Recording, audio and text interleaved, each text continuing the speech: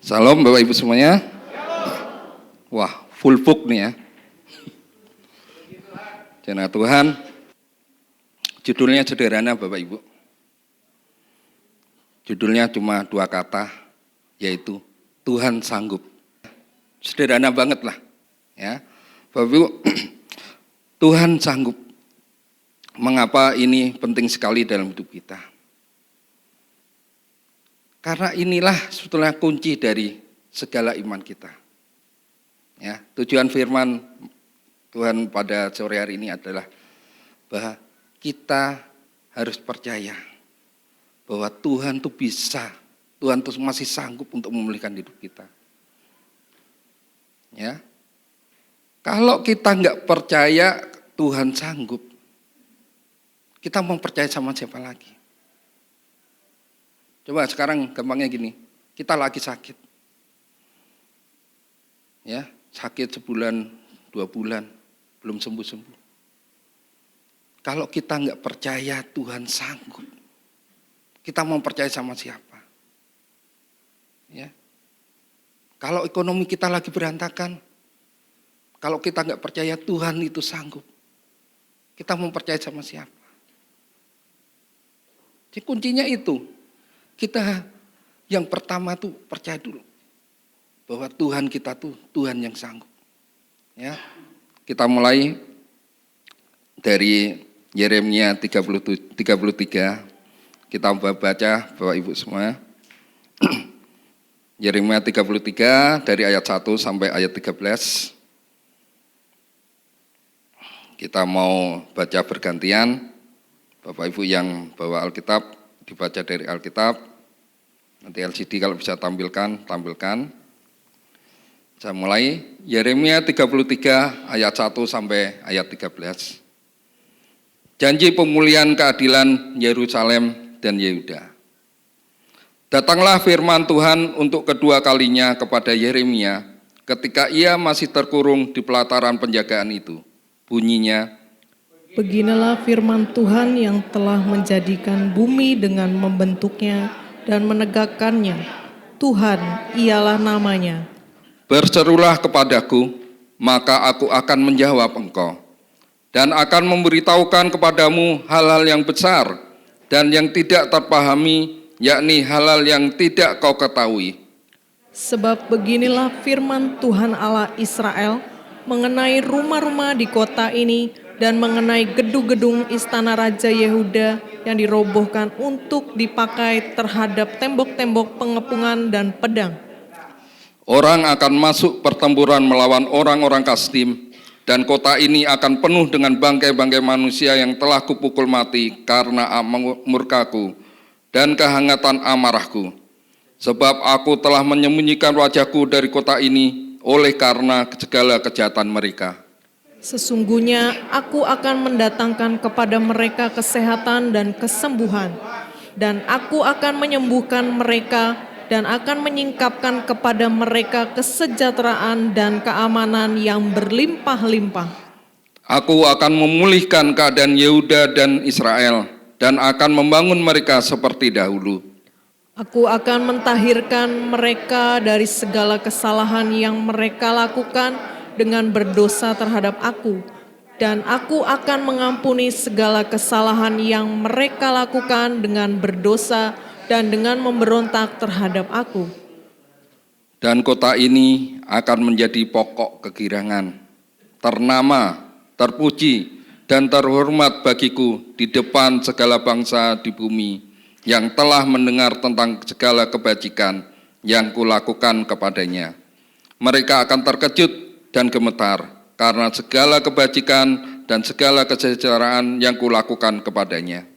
Beginilah firman Tuhan, di tempat ini yang kamu katakan telah menjadi reruntuhan tanpa manusia dan tanpa hewan, di kota-kota Yehuda dan di jalan-jalan Yerusalem yang sepi itu, tanpa manusia, tanpa penduduk, dan tanpa hewan.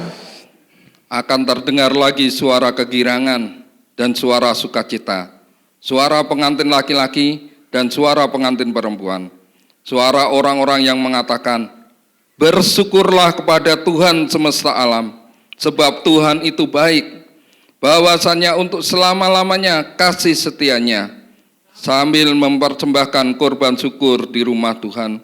Sebab aku akan memulihkan keadaan negeri ini seperti dahulu, firman Tuhan.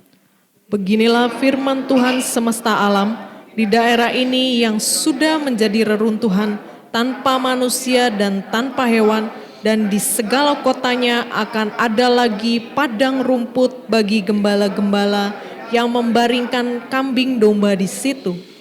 Di kota-kota pegunungan, di kota-kota daerah bukit, di kota-kota tanah Negeb, di daerah Benyamin, di sekitar Yerusalem dan di kota-kota Yehuda, kambing domba akan lewat lagi dari bawah tangan orang yang menghitungnya.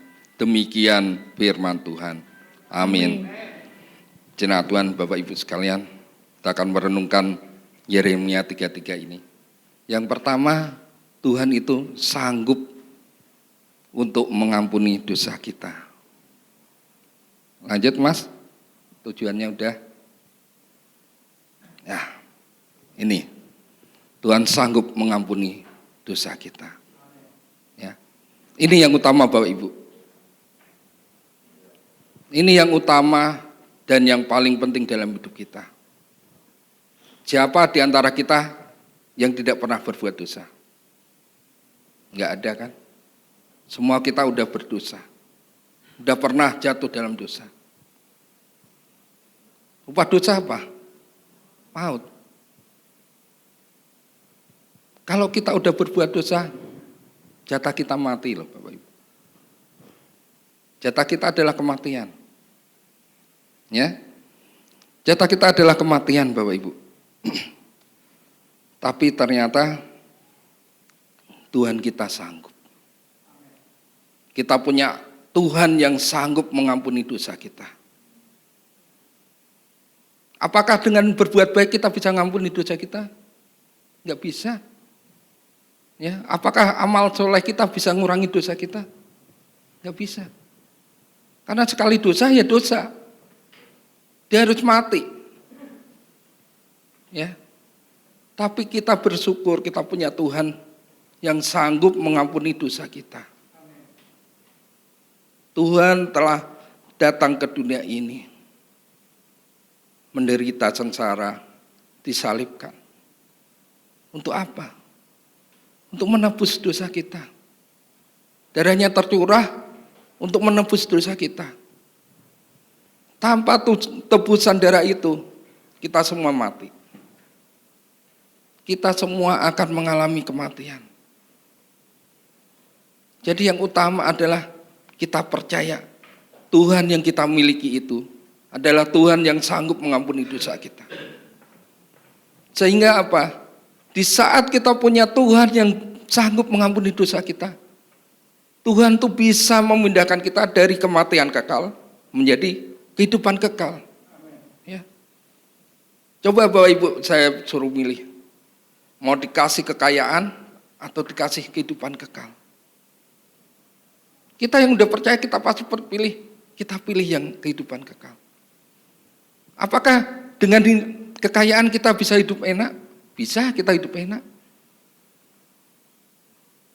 Kita bisa berfoya-foya. Tapi apakah itu menjamin keselamatan kita? Ternyata kekayaan itu tidak pernah kekal. Kekayaan itu sementara Bapak Ibu.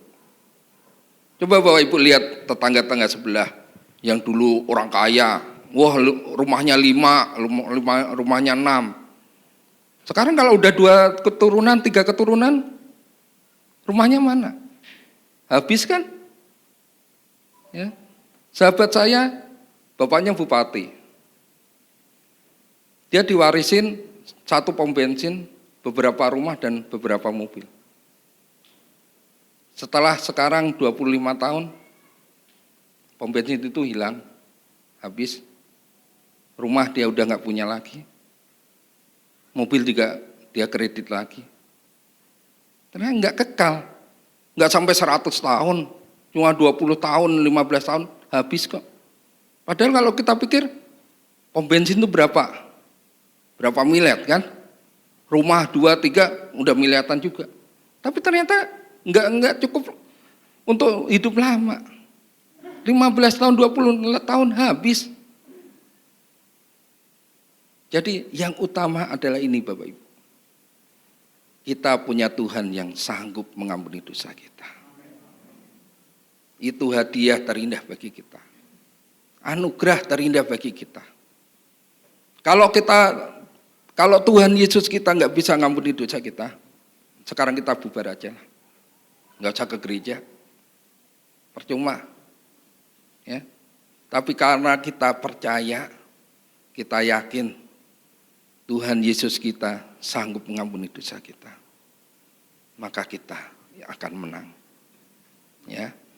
Kalau Tuhan kita sanggup mengampuni dosa kita, kalau Tuhan kita sanggup memindahkan dari kematian kekal ke kehidupan kekal, pasti Tuhan sanggup untuk melakukan yang lain. Ya. Kalau yang sulit, paling sulit dalam dunia ini Tuhan bisa lakukan, apalagi yang lebih gampang. Ya. Mau kekayaan, mau kesehatan, mau apa, Tuhan bisa. Yang pertama kita percaya dulu. Karena Tuhan mau kita percaya sama Dia. Bahwa Dia sanggup untuk mengampuni dosa kita. Ya. Ayat 8, Yeremia 33 ayat 8. Aku akan mentahirkan mereka dari segala kesalahan yang mereka lakukan dengan berdosa terhadap aku. Dan aku akan mengampuni segala kesalahan yang mereka lakukan dengan berdosa dan dengan memberontak terhadap aku. Tuhan sendiri berfirman di sini. Tuhan akan mentahirkan. Tuhan akan mengampuni kesalahan kita. Sore ini kita coba renungkan. Betapa banyak dosa yang kita perbuat. Betapa banyak kesalahan yang kita perbuat. Kalau itu enggak diampuni Tuhan, kita mati Bapak Ibu. Mati kalau cuma mati secara tubuh enggak apa-apa. Mati secara rohani, masuk ke dalam neraka, masuk dalam kematian abadi. Mau apa kita? Ya. Kita pegang dulu yang pertama. Kita percaya bahwa Tuhan kita sanggup mengampuni dosa kita. Ya. Kita lanjut. Yang kedua, kita punya Tuhan yang sanggup untuk menyembuhkan. Ya. Kita percaya Tuhan kita sanggup untuk menyembuhkan. Akibat dosa kita, dosa yang kita bawa dalam hidup kita, itu membawa penyakit Bapak Ibu. Percaya enggak? Dosa yang kita lakukan itu membawa penyakit. Baik penyakit secara fisik maupun secara mental, secara rohani. Ya, contohnya bapak-bapak yang suka mabuk-mabukan. Ya, yang suka ngerokok lah, gampang ngerokok, mabuk gitu. Fisiknya sehat enggak? Enggak. Kalau dia banyak ngerokok, banyak mabuk, dia akan kena, livernya kena, paru-parunya kena, jantungnya kena. Ya. Terus kalau suami yang mabuk-mabukan, apakah enggak membawa penyakit dalam rumah tangga? Bawa. Suami mabuk-mabuknya pasti istrinya juga udah enggak sejahtera. Ketemu suaminya, wah suaminya mabuk. Setiap hari ribut. Sama anak ribut, sama istri ribut. Tanggung jawab sama keluarga berkurang. Uang yang harusnya buat bayar sekolah, buat beli botol. Ya kan? Penyakit dosa itu akan membawa penyakit dalam hidup kita. Baik penyakit secara fisik maupun secara mental. Kita sakit hati sama orang, kita dendam sama orang, bikin sakit enggak? Bikin sakit Bapak Ibu. Ya. Kepala kita akan jadi panas, cepat panas. Wah ketemu orang yang kita musuhin, wah awas ya, dendam ya. Awas ya, kamu kemarin gosipin aku, sekarang tak gosipin lagi. Kamu kemarin menghina aku, sekarang ganti aku hina. Hati itu akan terluka terus. Ya. Tekanan darah itu akan naik terus. Orang akan jadi cepat marah karena dia punya dendam. Karena dia nggak bisa memaafkan. Dosa itu membawa penyakit, Bapak Ibu. Percayalah. Ya, kalau nggak percaya nanti direnungkan sendiri. Benar nggak? Ya, kalau salah besok WA saya, telepon saya ya. Pasti setiap dosa kita membawa penyakit. Ya. Dan penyakit ini akan membawa kematian dalam kehidupan kita. Kematian secara fisik, kematian secara rohani, dan kematian dalam rumah tangga. Dosa itu akan membuat sakit. Dosa itu kalau dibiarkan akan membuat hancur. Berapa banyak rumah tangga kita hancur karena dosa. Mana ada pasangan yang baik-baik janjian, Pak, besok kita cerai yuk. Kita kan baik-baik aja selama ini, bahagia, tapi aku kepengen cerai. Nggak ada kan yang kayak gitu.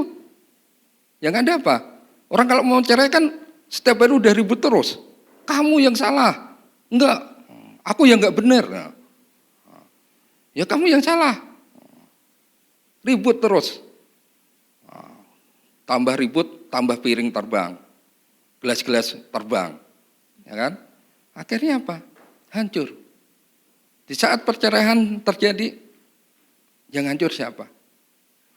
Bukan cuma suami, bukan cuma istri, tapi seluruh rumah tangga itu. Anak-anak akan kehilangan bapaknya, anak-anak kehilangan figur ibunya, mereka nggak punya identitas jati diri yang benar, mereka akan jadi orang yang rentan, dan mereka akan membawa luka itu ke dalam keturunan-keturunannya. Makanya kita harus tahu dulu Bapak Ibu, dosa kita itu membawa penyakit, dosa kita itu membawa kematian. Tapi kita beruntung, kalau Tuhan kita bisa memindahkan dari kematian kekal ke kehidupan kekal. Tuhan juga bisa mengubah dari yang penyakit menjadi kesembuhan. Ya. Kita baca dulu Bapak Ibu. Yeremia 33 ayat 6. Sama-sama kita baca ya. 1, 2, 3. Sesungguhnya aku akan mendatangkan kepada mereka kesehatan dan kesembuhan, dan aku akan menyembuhkan mereka, dan akan menyingkapkan kepada mereka kesejahteraan dan keamanan yang berlimpah-limpah. Amin. Yang ngomong siapa? Tuhan, ya, Tuhan sendiri loh. Nah tulisannya nggak pernah berubah nih Bapak Ibu. Ya, kitab Yeremia ini ditulis udah lebih dari 2000 tahun, dan ini nggak pernah berubah. Masih lebih lama ini daripada teman kita sebelah. Lebih tua Yeremia ini nggak pernah berubah. Dan ternyata apa? Tuhan tidak pernah berubah juga Bapak Ibu. Bapak Ibu semua juga punya pengalaman kan? Bagaimana Bapak Ibu merasa sakit, mengalami sakit, berdoa, terus disembuhkan. Siapa yang pernah punya pengalaman itu? Angkat tangan. Ya, kita semua pernah kan? Yang belum pernah berdoa, sakit waktu berdoa terus akhirnya sembuh sampai sekarang, siapa yang belum pernah punya pengalaman itu? Nggak ada ya? Berarti kita semua udah ngalami. Kita ngalami, kita punya Tuhan yang bisa menyembuhkan kita. Ya. Tuhan sendiri yang berfirman kok, aku akan menyembuhkan, aku akan mendatangkan kesehatan. Enggak cuma kesehatan secara fisik Bapak Ibu. Kalau Tuhan bertindak itu, Tuhan tuh enggak pernah bertindak cuma sekali. Dia pasti ngasih bonus. Bonusnya apa? Di saat kita kesehatan tubuh kita disembuhkan oleh Tuhan, Di saat tubuh kita diberi kesehatan oleh Tuhan, pasti Tuhan juga memberi berkat. Ya kan? Di saat bapak-bapak bertobat, di saat bapak-bapak bertobat dari mabuknya, dari ngerokoknya, enggak cuma tubuh bapak-bapak yang disehatkan, tapi keluarga juga diberkati. Ya. Di saat kita membuang penyakit hati kita, sakit hati kita, bukan cuma tubuh kita yang disehatkan, tapi hubungan kita juga dipulihkan oleh Tuhan. Ya. Tuhan kita tuh nggak pernah ngasih cuma satu, pasti ada bonusnya. Dan saya sendiri percaya, teramat percaya sama Tuhan. Makanya saya nggak pernah bingung dalam hidup ini. Kuncinya apa? Saya tahu kok Tuhan itu sanggup. Ya. Nggak usah terlalu tinggi-tinggi lah. Kita cuma 2 kata itu. Kalau kita tahu Tuhan itu sanggup, Bapak Ibu nggak perlu ke dukun. Nggak perlu nyari orang pintar. Ya. Nggak usah pasang nomor. Karena kita tahu Tuhan itu sanggup. Ya. Kita sakit, kita berdoa, kita yakin Tuhan itu sanggup. Ya, kita nggak punya duit, kita berdoa sama Tuhan. Tuhan tuh sanggup kok.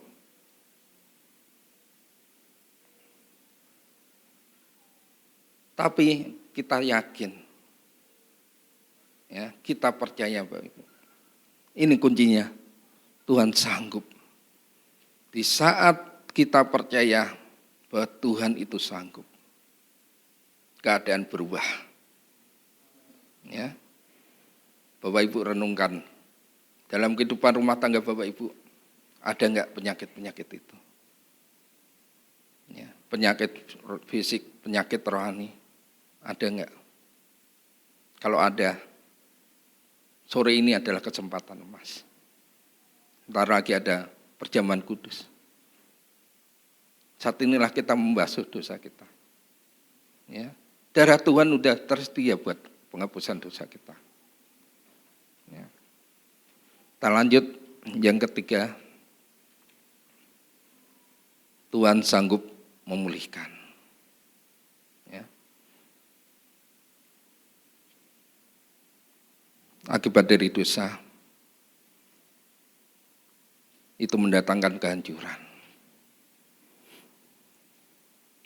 Seperti ayat 4 ya, Yeremia 33 ayat 4.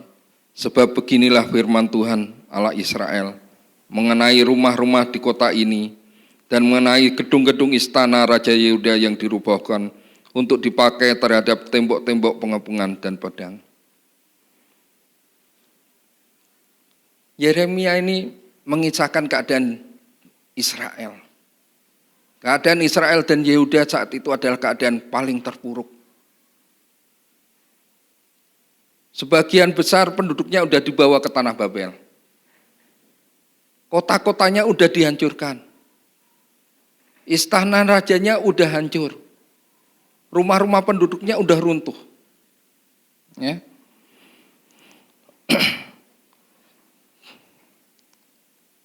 Di ayat 10 disebutkan di sini, beginilah firman Tuhan, di tempat ini yang kamu katakan telah menjadi reruntuhan tanpa manusia dan tanpa hewan. Di kota-kota Yehuda dan di jalan-jalan Yerusalem yang sunyi sepi ini, tanpa manusia, tanpa penduduk, dan tanpa hewan. Yerusalem waktu itu hancur, Bapak Ibu. Penduduknya habis. Ya. Hewan udah nggak ada lagi. Udah nggak ada kehidupan. Yang ada apa? Kematian. Apakah seperti ini juga kehidupan kita? Rumah tangga kelihatan kita masih suami istri, tapi ternyata udah nggak ada kerukunan lagi. Kita mungkin masih hidup satu rumah, tapi kita udah nggak ngobrol lagi. Kita mungkin hidup satu rumah, tapi kalau ketemu kita masih selalu berantem, selalu perang.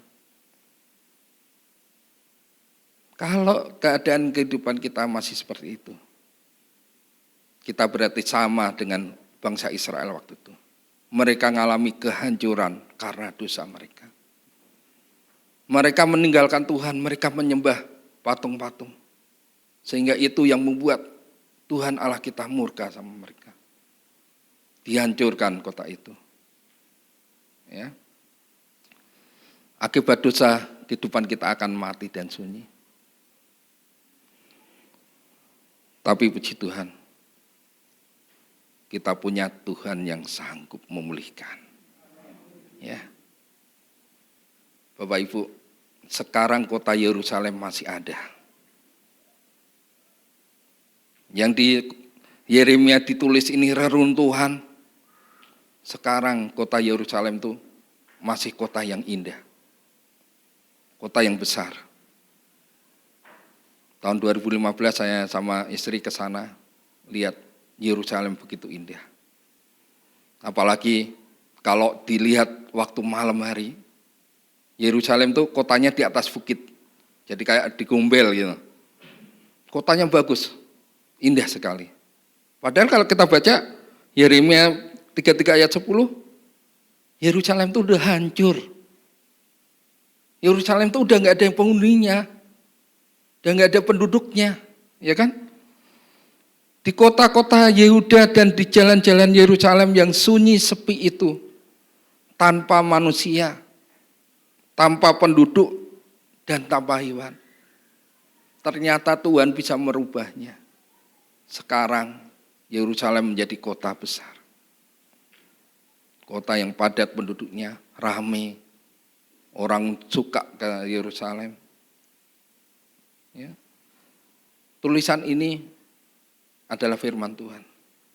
Dan firman Tuhan selalu ditepati. Kalau bangsa Israel sendiri bisa mengalami dari keruntuhan diubah oleh Tuhan, dipulihkan menjadi kota yang indah. Ya, di ayat 9, dan kota ini akan menjadi pokok kegirangan, ternama, terpuji, dan terhormat bagiku di depan segala bangsa di bumi. Kalau Tuhan bisa merubah kota Yerusalem dari reruntuhan menjadi kota yang ternama, kita juga bisa, Bapak Ibu. Mungkin keadaan keluarga kita saat ini runtuh, tembok-tembok kita hancur, tapi Tuhan kita tuh sanggup merubah keluarga kita yang runtuh, merubah keluarga kita yang hancur, menjadi keluarga yang ternama, ya. Keluarga yang terpuji. Ya. Orang akan lihat, oh inilah anak Tuhan, ini keluarga anak Tuhan, adalah keluarga yang diberkati. Kita punya Allah yang sanggup untuk merubah itu semua. Bapak Ibu mau enggak? Pilihan ada pada kita. Mau atau enggak? Kalau Bapak Ibu enggak mau, ya selamanya akan seperti reruntuhan kota itu. Hancur terus, susah terus, kesepian terus. Ya. Enggak bisa bangun. Cuma jadi hinaan orang. Anak cucu enggak ada yang benar. Keluarga berantakan semua. Kita harus berubah, Pak. Kita harus berubah. Karena kita punya Tuhan itu sanggup untuk memulihkan. Ya. Kita lanjut. Ini kuncinya, Bapak Ibu. Tuhan kita sanggup, tapi ada caranya. Apa yang harus kita lakukan, Bapak Ibu? Yang pertama dan yang utama adalah percaya. Ya. Percaya, Bapak Ibu. Di saat hidup kita seperti apapun, di saat hidup kita, rumah tangga kita hancur, di saat dosa kita tuh merah seperti gerimis, Kalau kita percaya kita punya Tuhan yang bisa mengampuni dosa kita. Kalau kita percaya kita punya Tuhan yang sanggup menyembuhkan kita. Kalau kita percaya kita punya Tuhan yang bisa memuliakan kita. Itu adalah awal yang terbaik bagi hidup kita. Ya. Tuhan kepingin kita percaya dulu. Saat kita sakit, percayalah, aku punya Allah yang bisa menyembuhkan. Enggak usah kemana-mana Bapak Ibu. Enggak usah nyari dukun, enggak usah nyari orang pintar. Tuhan kita tabib di atas tabib, dokter di atas dokter. Ya. Percaya. Enggak punya duit, jangan kemana-mana. Jangan nyari persugihan, jangan nyari dukun, jangan nyari penglaris. Tapi cari Tuhan dulu. Percaya, Tuhan kita tuh sanggup. Kalau Tuhan sanggup merubah dari kematian kekal menjadi kehidupan kekal, pasti Tuhan sanggup kok ngasih duit kita. Ya, Tuhan sanggup kok memberi kita kesembuhan. Yang utama kita percaya dulu. Yang kedua adalah Tuhan minta kita datang. Ya, datang dan berseru pada Tuhan. Ayat 3 berbunyi seperti ini. Berserulah kepadaku, maka aku akan menjawab engkau. Berseru padaku, maka aku akan menjawab engkau. Enak kan punya Tuhan seperti kita. Tuhan cuma kepingin kita percaya, datang pada Tuhan, dan berseru pada Tuhan. Tuhan, aku salah. Tuhan, aku berdosa. Tuhan, aku mau bertobat. Aku mau meninggalkan yang salah. Ya. Air mata penyesalan kita itu yang berharga buat Tuhan. Ya. Air mata pertobatan kita itu adalah air yang mulia. Ya. Tuhan bahagia sekali kalau melihat kita berbalik dari segala dosa kita. Ya. Tuhan kepingin kita seperti itu Bapak Ibu. Berserulah kepadaku, maka aku akan menjawab engkau. Dan Tuhan kita tidak pernah menjawab cuma satu masalah. Tuhan pasti ngasih bonus. Ya. Percaya Bapak Ibu. Tuhan kita pasti memberi apa yang lebih dari yang kita minta. Tuhan menyediakan lebih yang kita perlukan. Ayat 3 disebutkan di sini. Berserulah kepadaku, maka aku akan menjawab engkau dan akan memberitahukan kepadamu hal-hal yang besar dan yang tidak terpahami, yakni hal-hal yang tidak kau ketahui. Bonusnya begitu besar bagi hidup kita. Tuhan gak cuma menjawab doa kita Bapak Ibu, tapi Tuhan akan memberi kita suatu yang besar, memberitahukan pada kita hal-hal yang besar. Di saat hidup kita hancur, di saat keluarga kita hancur, asal kita mau percaya, kita mau berseru pada Tuhan, kita mau bertobat, berbalik arah dari yang jahat, Tuhan memberi kita pengampunan. Tuhan memberi kita pemulihan dalam hidup kita. Di saat hidup kita dipulihkan, gak cuma kita yang ngalami Bapak Ibu. Anak kita ngalami, istri kita ngalami, anak cucu kita akan mengalami. Ini tugas dari Bapak Ibu semuanya. Terutama Bapak Ibu yang udah sepuh, yang udah tua. Apa yang bisa kita tinggalkan buat anak cucu kita? Yang kita tinggalkan adalah contoh teladan yang terbaik. Caranya apa? Kita yang kakek, kita yang nenek, kita datang dulu. Tuhan, aku mau datang.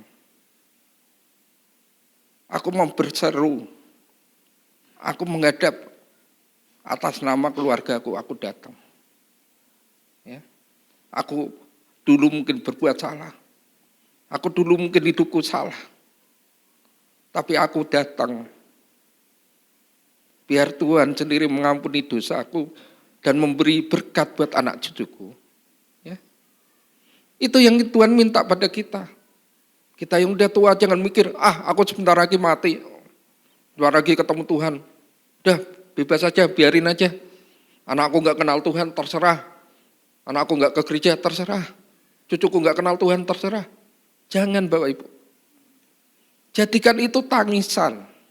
Ya. Jadikan itu kerinduan Bapak Ibu. Kalau masih lihat anak cucu belum kenal Tuhan, doakan itu setiap malam. Ya. Tuhan kepingin gitu kok. Jadikan Bapak Ibu sebagai sokok guru dari doa keluarga. Mungkin anak-anak kita lagi sibuk bekerja. Kita yang udah tua, kita yang udah banyak waktu luang, kita datang. Tuhan, aku mewakili anak cucuku. Ya. Kalau hidupku susah, aku kepingin anak cucuku mengalami berkat. Kalau aku dosa, biarlah dosa itu enggak turun pada anak cucuku. Itu yang Tuhan minta Bapak Ibu. Tuhan kepingin kita untuk datang pada Tuhan. Berseru pada Tuhan. Ya. Mohon ampunan dari Tuhan. Di saat kita melakukan itu semua, Tuhan kepingin kita bersyukur atas hidup kita. Percayalah Bapak Ibu. Dengan bersyukur itu kita akan merasakan bahagia. Jangan nunggu bahagia dulu baru bersyukur. Enggak bakalan bahagia. Tapi bersyukur dululah. Kita mungkin cuma punya duit cuma 1.000, 2.000. Bersyukur. Tuhan, aku masih punya uang duit 1.000, 2.000. Kita belum punya rumah, kita masih kontrak. Kita bersyukur, Tuhan bersyukur, aku masih bisa kontrak. Aku enggak hidup di pinggir jalan. Ya. Kita punya motor, kita bersyukur. Tuhan, walaupun aku enggak punya mobil, aku masih bisa naik motor. Enggak punya motor, cuma sepeda. Puji Tuhan tuh, aku punya sepeda. Sekarang tetanggaku juga pada beli sepeda. Ya kan, sekarang lagi musim sepedaan kan. Harus bersyukur. Karena apa? Dengan bersyukur itu yang akan melahirkan kebahagiaan dalam hidup kita. Ya. Yeremia 3:3 ini ditulis pada saat kehancuran kota Yerusalem. Di saat kota itu hancur, di saat kota itu runtuh, firman Tuhan berkata apa? Bersyukurlah kepada Tuhan. Kalau secara nalar enggak masuk akal. Udah kotanya runtuh, kotanya sepi, ditinggal orang. Hidupnya susah, suruh bersyukur. Tapi buktinya apa? Sekarang Yerusalem menjadi kota yang bagus. Kota ternama. Ya. Kita juga harus seperti itu Bapak Ibu. Di saat kita lagi susah, di saat hidup kita enggak enak, Tuhan minta kepada kita, bersyukur. Setiap kita pagi hari masih bernapas, bersyukurlah.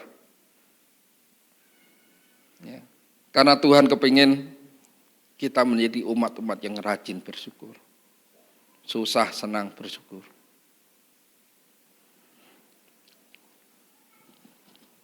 Mengucap syukur karena Tuhan kita baik. Ayat 11, akan terdengar lagi suara kegirangan dan suara sukacita. Suara pengantin laki-laki dan suara pengantin perempuan. Suara orang-orang yang mengatakan, bersyukurlah kepada Tuhan semesta alam. Sebab Tuhan itu baik. Bahwasanya untuk selama-lamanya kasih setianya. Bahwasanya untuk selamanya kasih setianya. Di saat kita sakit kita harus percaya, Tuhan kita memberi kita kekuatan. Memberi kasih setia pada hidup kita. Di saat kita enggak punya duit, kita juga percaya Tuhan kita memberi kasih setia. Ya. Di saat kita percaya bahwa Tuhan kita punya kasih setia yang selama-lamanya, kita nggak pernah takut, Bapak Ibu. Jangan takut. Nggak punya duit, berdoa. Percaya sama Tuhan. Sakit, berdoa sama Tuhan. Dekatkan diri pada Tuhan.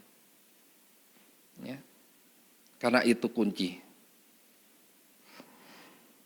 Saat kita bisa bersyukur, saat kita bisa memuji nama Tuhan dalam hidup kita, berkat Tuhan datang pada hidup kita. Ya. Bapak Ibu, berubahlah. Ya. Di sisa hidup kita, manfaatkan itu untuk percaya bahwa Tuhan kita sanggup. Ya. Kalau Tuhan kita sanggup memindahkan kita dari kematian kekal menjadi kehidupan kekal, Tuhan sanggup menjawab setiap permasalahan hidup kita. Ya, percaya. Mulai hari ini, percayalah. Ya, karena itu kunci kita. Kita akan sama-sama menikmati berkat Tuhan, sama-sama menikmati kasih Tuhan. Kiranya kita bisa menjadi orang-orang yang diberkati Tuhan, membawa berkat bagi sama kita, membawa kedamaian, membawa pujian bagi kehidupan kita. Tapi Tuhan mengingatkan kembali, percaya, datang dan bersumpah pada Tuhan, bertobat, berbalik arah, dan mengucap syukur. Itu yang menjadi kunci kehidupan kita. Apapun yang terjadi, yakinlah kita bisa jalaninnya. Ya, yakinlah kita saling menguatkan, kita saling mendoakan. Jangan takut, Bapak Ibu. Keadaan mungkin belum selalu berganti menjadi keadaan yang baik. Mungkin COVID ini masih agak lama, tapi kita percaya di balik semua ini Tuhan telah sediakan berkat, ya kan? Jina Tuhan, kita semua percaya pada Tuhan bahwa Tuhan kita sanggup. Amin.